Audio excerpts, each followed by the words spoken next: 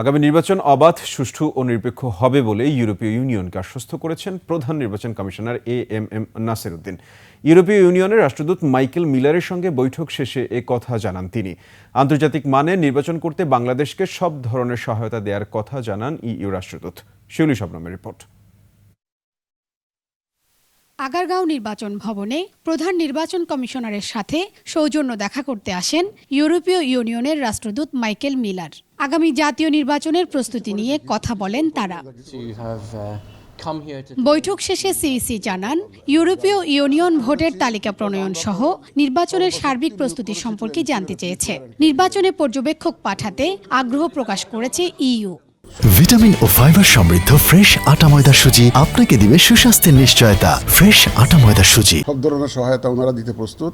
ওনারা চান যে এটা ডেমোক্রেটিক ট্রানজিশনটা হোক, এবং হলে এই পথে আমাদের যত রকমের সহায়তা দরকার, দে হ্যাভ অ্যাসিউরড আস যে they will be with us in this process. ইউরোপীয় ইউনিয়ন সংস্কারকে গুরুত্ব দিচ্ছে উল্লেখ করে তিনি জানান, ইসি সাংবিধানিক স্বাধীনতা বজায় রাখতে চায় বলে ইউরোপীয় ইউনিয়নকে জানানো হয়েছে। ইসির স্বাধীনতা কম্প্রোমাইজড হোক, এটা আমরা চাই না।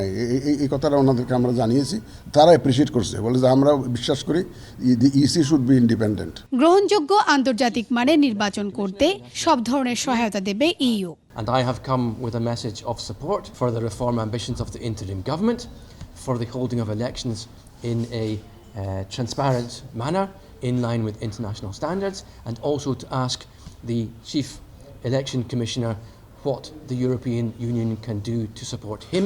দুপুরে অতিরিক্ত সচিবের সঙ্গে দেখা করতে আসেন ইউরোপীয় ইউনিয়নের দুইজন গণতন্ত্র বিশেষজ্ঞ। শিউলি শবনম, একুশে টেলিভিশন, ঢাকা।